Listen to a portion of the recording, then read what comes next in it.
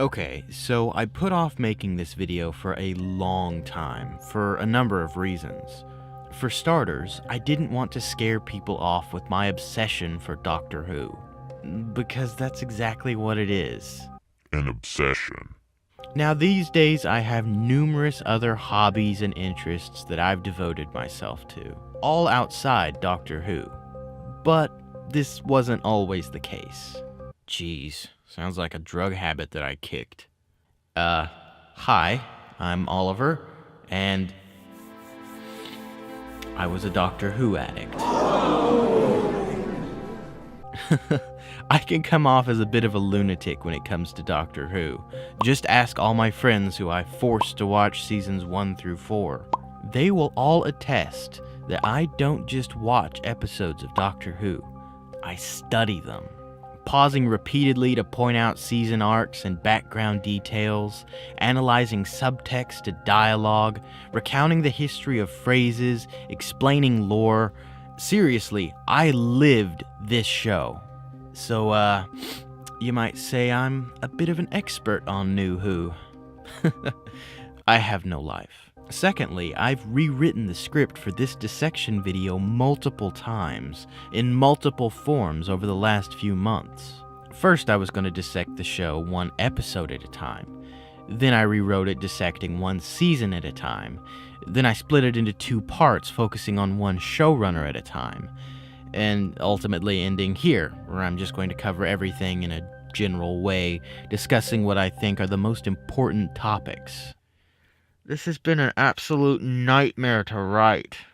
You don't get it. This video has been gestating in my brain for years now. So getting it all out of my head and onto the page has been one of the biggest challenges I've faced in this series so far. Hell, I'm considering rewriting right now, because I've already filled up an entire page just telling you how hard this is, and I've not even started yet. I should at least be talking about the topic by now. Has my target audience already clicked off the video? Oh god, why am I like this? So anyway, let's get started. And FYI, newbies be warned. There's just too much to cover for me to go over the context. So if you can't keep up or you're unfamiliar with Doctor Who, good luck, and spoilers ahead. So to start us off, we have to talk about the Davies era. This, in my opinion, was the golden age of Doctor Who. Now, the Davies era ran from 2005 to 2010. It's called this because the showrunner during this time was a man by the name of Russell T. Davies, and in my opinion, he is a genius. He was at the forefront of some of the best television I have ever watched, not only recreating Doctor Who, but also spending years making Torchwood and the Sarah Jane Adventures, and ultimately making them all cross over at the same time. Can you even imagine being the head writer and juggling all these different shows at the same time? But keep in mind, he wanted to revive Doctor Who for years, sending request after request to the BBC to bring it back on the air, even writing scripts for episodes before the show had even been greenlit. Essentially, he's a huge fanboy who managed to make his fan fiction canon. Now, I won't lie to you, the Davies era is not perfect. Oh, excuse me. Oh. What's going on here? Oh, there I go. Oh, and me! I'm shaking my booty. Sir! Why did no one stop him? So, don't assume that I'm blinded by my admiration of the guy. But for now, let's go over everything that worked. Because, whoo boy, there is a lot to cover. As showrunner, Davies worked on every episode during his tenure and made all the major decisions for the show. Sure, he didn't write every episode, but he made damn sure never to let anyone create anything that was insulting to the story or the audience. Even writers with a, I'll be kind and say varied, track history could still turn out a great episode under his guidance. And you can bet that when you saw Russell's name on the intro credits, you knew it was going to be a great episode. Davies was an extremely gifted writer who could balance story, character development, action, comedy, and tragedy like no one else. The characters introduced during his time were all extremely well-rounded and relatable, which is saying a lot coming from me because I quickly tire of unnecessary side characters. But not one of these individuals would I ever consider unnecessary. His choice of cast was perfect, and every companion was compelling, because one of his greatest strengths was character-driven storytelling. The interactions between very defined characters and the environment that they existed in. Even the odd one-off characters you would get from time to time could become endearing and memorable, showing just how naturally talented everyone on the show was during the Davies era. Just look at Chantho from the episode Utopia in Season 3. This is a character that could have easily been annoying and forgettable. Do you mind if I ask, do you have to start every sentence with Chan? Oh, Chan, yes, though. And end every sentence with... Chan, though. What would happen if you didn't? Chan, that would be rude, though. What, like swearing? Chan, indeed, though. Go on, just once. Chan, I can't, though. Oh, do it for me. No. You see what I'm saying?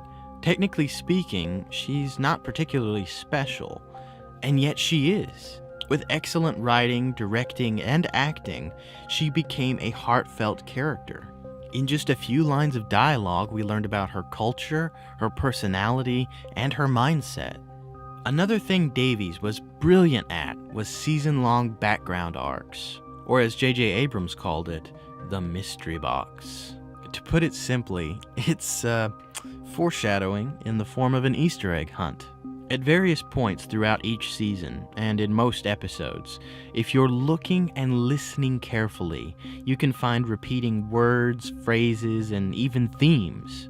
These are usually hints towards the final confrontation at the end of the season, and if you're smart enough, you can figure out what's coming before you even get to it. Because as with any good murder mystery or Sherlock Holmes tale, all the information was right there.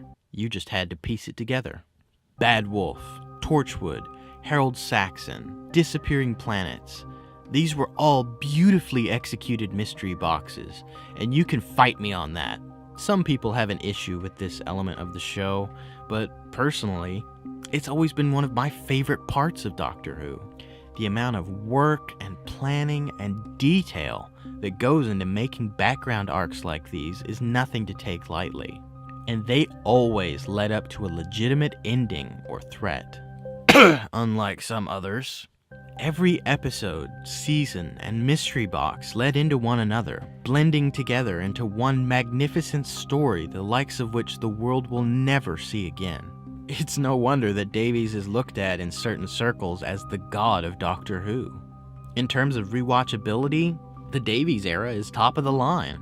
I still, to this day, rewatch seasons 1 through 4 and find new details that I've missed upon my countless other viewings. New character motivations, new background elements, subtle nuances in actors' performances. There's always something new to pick apart. The amount of subtlety and thought is enough to bring you to tears. And ultimately, that's what it comes down to. That's what I love the most about Russell's work on Doctor Who. The attention to detail. He managed to forge a new path for Doctor Who, while still tipping his hat and honoring what came before.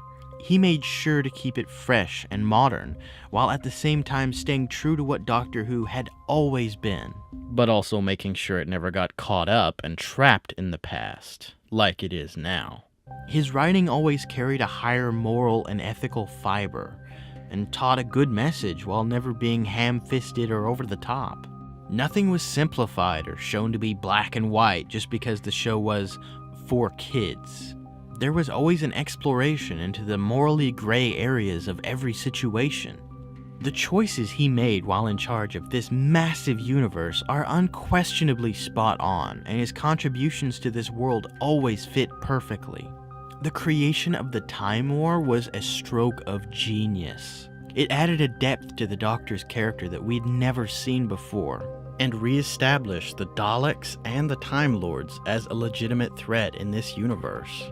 The amount of care and thought put into the show never ceases to amaze me, which is why what happened next is all the more tragic.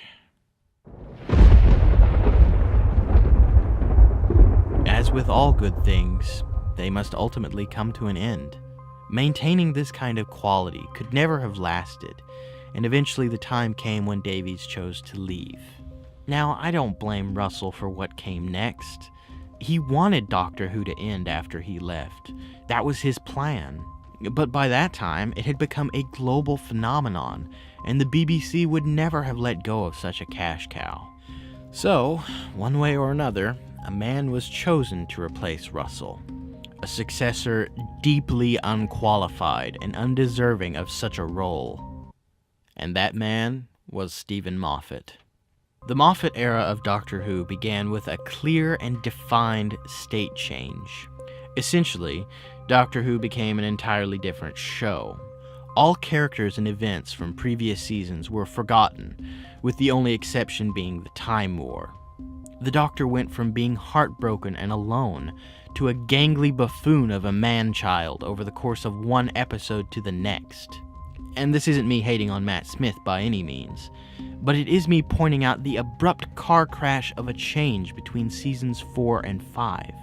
There was a new style and feel to the show now that felt distinctly shallow and cheap. And with that came a never-ending barrage of questions. But the question that stood out the most to me was, why would all the characters just vanish because of a regeneration? How could the Doctor just forget them? What? You expect me to answer that? I don't have any answers. You may as well get used to this, because Moffat never answers for anything. Stephen Moffat has a history of writing dull, nonsensical material on a good day.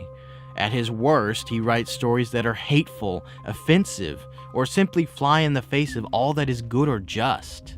And I'm not being hyperbolic here. I'm dead serious. God, I don't even know where to start here. The man fails to understand how to write a cohesive story, and often writes characters completely opposite to how they've been developed, and that's if you're lucky, because that actually implies he gave them any thought at all, which is not the case most of the time. He loves writing characters that are so one-dimensional that I expect them to blow away with the next gust of wind. He is Davies' polar opposite. Every decision he's made has been directly damaging to Doctor Who as a whole. His entire motto is all flash and no substance. Seriously, that is what best describes his tenure as showrunner. Now, you may be asking yourself how someone like this could have even ended up as showrunner. Well, while I too ask myself this question on a daily basis, you have to look at his work. Stephen Moffat wrote some very well-received episodes of Doctor Who. Some people would even call them modern classics, which is a completely contradictory phrase, but that describes Moffat in a nutshell, so I have no qualms using it here. He wrote episodes like Blink, The Empty Child 2-parter, and The Silence in the Library 2-parter. Now, even I love these episodes, but I honestly think they only work because of Russell's additions and edits. Because if you really examine these episodes, I mean deep down, you can see exactly what Moffat is really like. There are lots of vaguely defined, mystical elements that will go on to define his entire era as showrunner. Glowy fairy lights that heal you, invisible creatures hiding in shadows, living statues. These are all fantasy elements. Now, I'll come back to that in a minute, but my point is, it's all hidden behind very shallow sci-fi explanations. This is what I call faux science fiction, which I've devoted an entire episode to talking about. So if you're interested, click the little thing in the corner. Anyway, faux science fiction is exactly what Stephen Moffat writes. It's what he wrote for 6 seasons. And this is perhaps the biggest change he made to Doctor Who that I will never forgive. He made Doctor Who a fantasy show.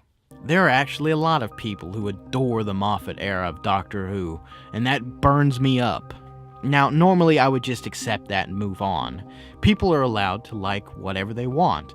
Who am I to say what's truly good or bad? All I can do is share my opinion. But this is truly bad.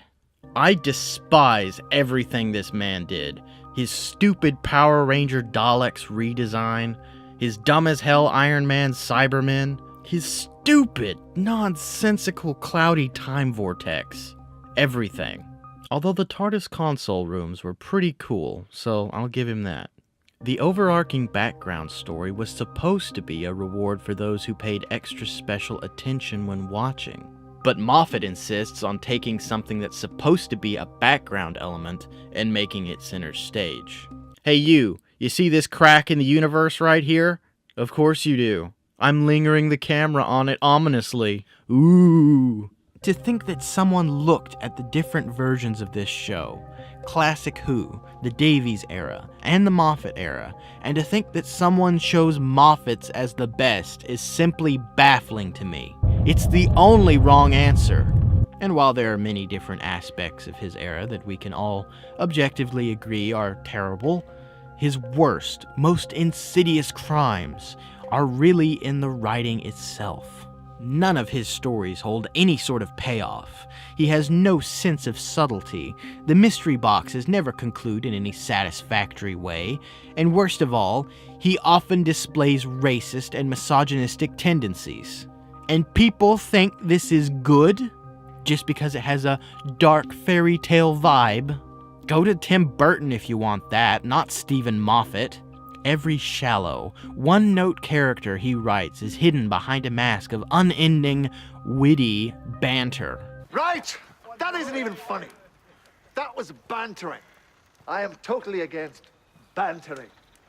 I don't even know what else there is to say.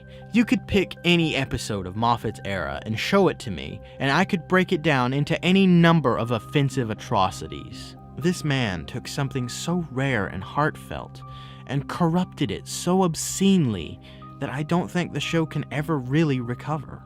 And as if that wasn't enough, he had to take it a step further. Toward the end of his time as showrunner, he started fiddling with Russell's era retroactively.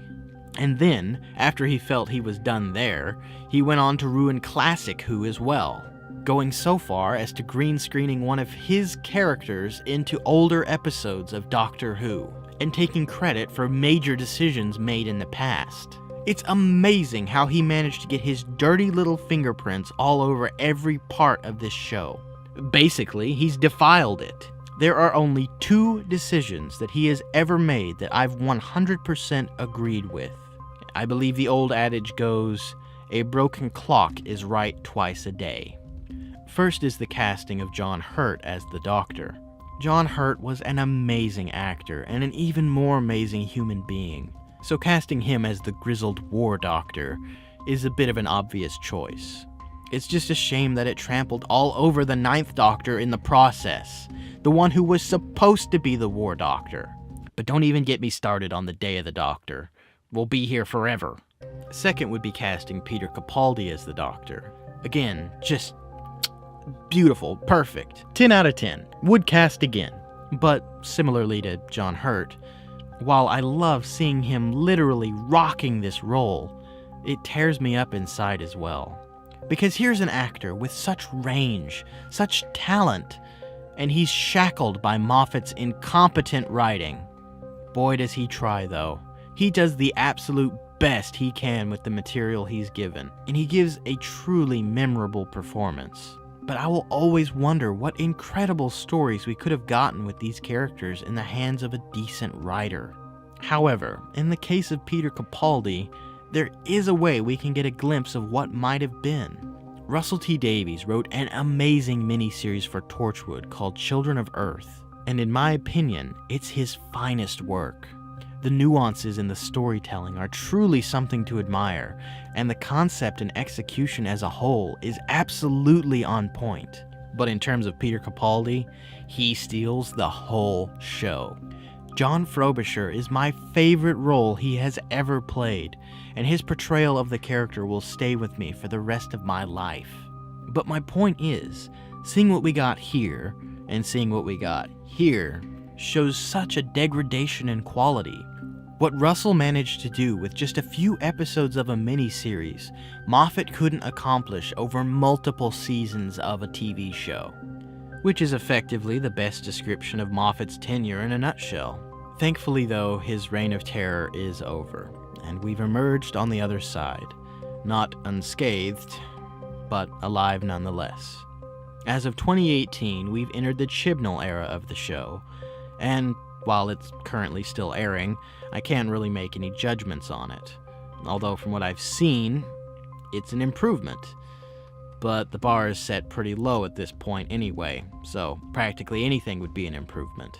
It's pretty controversial for most people, and to me, it's honestly pretty boring and very over the top with its messages. But the Chibnall era will most certainly be better than Moffat's era. But no matter what, we need to remember, screw it. I can't end this with some poetic line summarizing hope for the future.